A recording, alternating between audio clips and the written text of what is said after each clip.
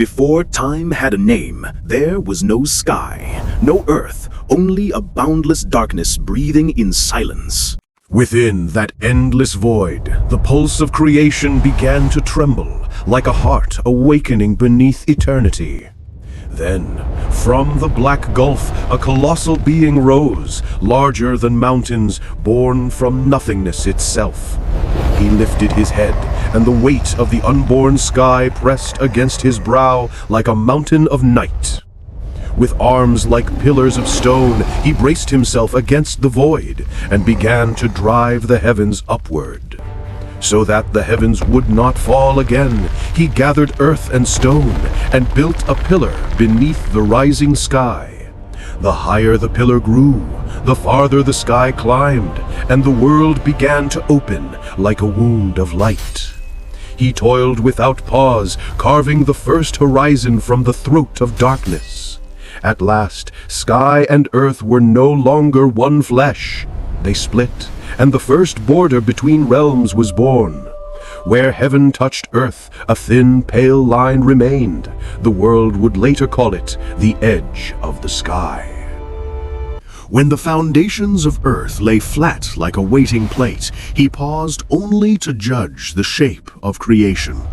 Above, the dome of heaven arced like an inverted bowl, lifted and held by his unyielding strength. Where sky met earth, a thin seam of pale silver burned, and the world received its first horizon line. Long did he labor, until the realms were firm, sky above, earth below, never to be one again. Then, when the world stood steady, he shattered the pillar that once held the heavens aloft. The stones of that broken pillar flew across the newborn land, becoming mountains and hills wherever they fell. And where his digging had scarred the earth, water gathered. Seas and lakes filled the wounds of creation. Thus, mountains rose from thrown stone, and oceans from earth's torn flesh. Order replaced the void. He stood in silence, surveying the world he had torn from nothing, the task not yet complete. For others would follow, spirits of river, of forest, of mountain, to finish the shaping of fate. From the shattered quiet came the rumble of becoming. The newborn world was not yet at rest. The peaks still rose, as if memory of the Titan's throe echoed within the bones of earth. Valleys sank and widened, as though the land exhaled after ages of suffocation. Winds found their voice, racing across the raw face of the world for the first time. Waters learned to wander, threading through canyons, chasing gravity into the seas. The sky stretched higher still, as if afraid to fall again upon the flesh of earth. Mist climbed the mountains and wrapped them like the first garment of the world.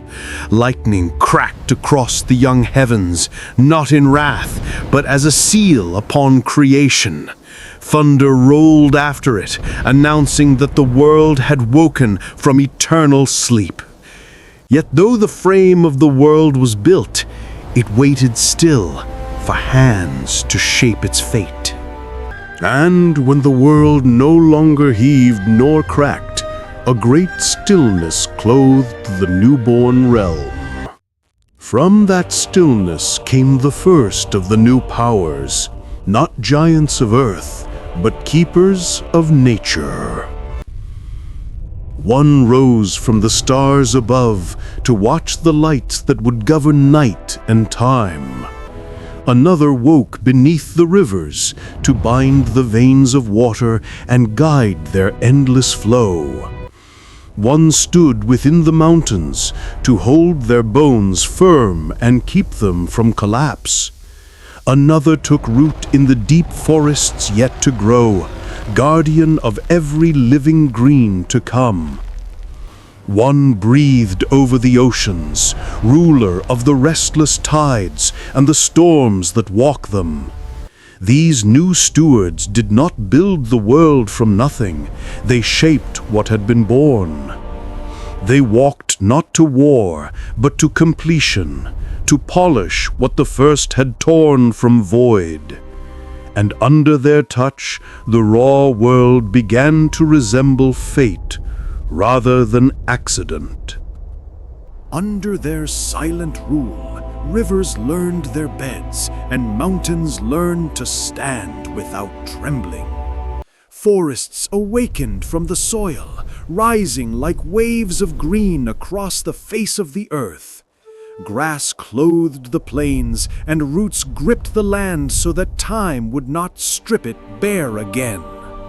The seas no longer raged like beasts, they breathed, and pulse by pulse became the lungs of the world. Stars took their stations above, choosing places from which to watch the fates below unfold. Seasons began to turn, warmth returned and receded, as if the world had learned to breathe with time.